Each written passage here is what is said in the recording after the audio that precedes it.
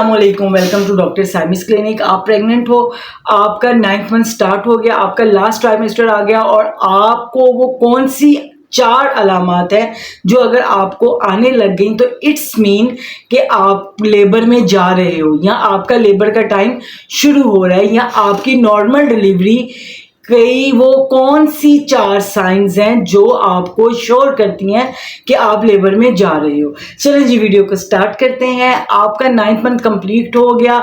जैसे आपका 9th month start होगा 36-37 वीक्स पे, तो स्टार्ट ऑफ द मंथ आपके पेट के अंदर क्रैम्प्स से आने लग जाएंगे। पेट के अंदर हल्के हल्के से मरोड़ से हल्के से दर्द रहने लग जाएगा। वो बाज पेशेंट्स को तो 9th मंथ के स्टार्ट में ही शुरू हो जाता है और बाज दफा आपके पेल्विक पे नीचे बोझ आने लगेगा और उसकी वजह से आपको पेल्विक पे पेन भी हो सकती है और बाज दफा ये पेन्स होती हैं थोड़ी देर के लिए, पीछे कमर तक जाती है और फिर रुक जाती है। इस दर्द को फाउल पेन कहते हैं, जिसे कच्ची दर्दें भी कहती हैं, जिसे अम्मियाँ दादियाँ ये भी कहती हैं कि कच्चियाँ दर्दां तुएं ने। तो ये जो तुएं हैं वो ये फाउल पेन है जो आपको 9th मंथ के स्टार्ट में लग जाती हैं, जो थोड़ा सा रेस्ट करने के बाद ख़त्म हो जाती हैं। तो एक तो ये पहली अलामत ये है कि 9th मंथ में आपके end of the 9th month आपकी बॉडी के अंदर क्रैम्प्स होंगे, पेट में मरोड़ होंगे, आहिस्ता आहिस्ता ये बढ़ते जाएंगे और आपका पेट ईंट की तरह सख्त हो जाएगा और उसका जो दर्द है, आपकी जो पेन है वो आगे से पेल्विक से रोटेट करके कमर की तरफ जाएगी और कुछ लंबी दर्द होगी और उसका जो फासला है वो 10 मिनट्स का होगा।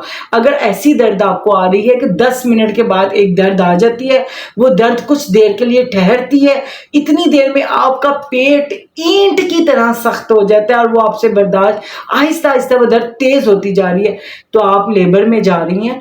तो आपने वेट करना है जब तक आपकी जो पेन है वो 10 से 5 मिनट तक आ जाती है, तो आप फौरन अपने गायनाकोलॉजिस्ट के पास जाएं, आप लेबर में जा रही हैं।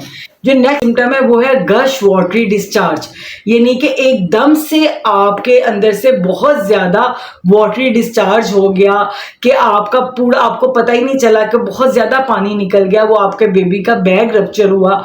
इट्स मीन कि आप लेबर में जा रही हैं। होता क्या है कि जिस वक्त आपको यूरिन आता है या यूरिन निकल भी रहा होता है तो आप उसको थोड़ा सा, एक तो आपको अर्ज फील होती है यूरिन आने की, उसके बाद आप उसको होल्ड कर सकते हो, रोकने की कोशिश करते हो। लेकिन जब वाटर बैग रप्चर होता है तो आप उसको होल्ड नहीं कर सकते, आपको पता ही नहीं चलता।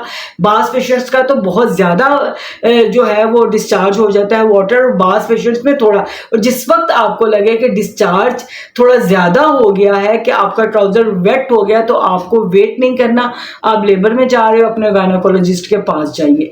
उसके बाद जो थर्ड सिम्टम है कि आपको विजाइनल डिस्चार्ज तो होगा, 9th मंथ के स्टार्ट में शुरू हो जाएगा, लेकिन अगर बहुत थिक विजाइनल डिस्चार्ज है जो ब्राउन से कलर का है और जो जिसमें ब्लडी क्लॉट्स भी आ रहे हैं और ब्लड का स्पॉट भी लग रहा है, तो आपको फिर वेट नहीं करना, आप जा रही हैं लेबर की तरफ। तो अगर आपको ब्लीडिंग स्टार्ट हो गई है या ब्लड का क्लॉट लग रहा है या स्पॉटिंग स्टार्ट हो गई है ब्लड की, तो आपको वेट नहीं करना, आपको हॉस्पिटल जाना है। हो सकता है कि आप लेबर की तरफ जा रही हैं।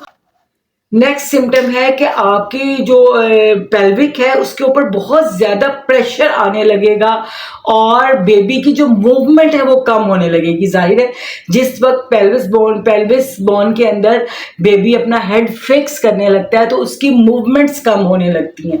जब उसका हेड फिक्स नहीं हुआ होता तब तक वो फ्रीली मूवमेंट कर रहा होता है, लेकिन जब उसका हेड फिक्स होने लगता है तो उसकी मूवमेंट्स कम होने लगती हैं। तो तब भी आपको अपने गायनेकोलॉजिस्ट के पास जाना है। तो हो सकता है कि आप लेबर में जा रही हो। अगर आपका फर्स्ट बेबी है तो आपको बहुत ही कॉन्शियस रहना है। अगर आपका सेकंड या थर्ड बेबी है तो आपको पता चल गया होगा पहले ही कि क्या होगा, लेकिन फिर भी आपको टाइम से पहले अपने गायनेकोलॉजिस्ट के पास जाना है। आई होप सो ये इन्फॉर्मेशन आपके लिए बेनिफिशियल होगी। तो इंशाल्लाह मिलते हैं नेक्स्ट वीडियो में नेक्स्ट टॉपिक के साथ। तब तक के लिए अल्लाह हाफिज। पाकिस्तान जिंदाबाद।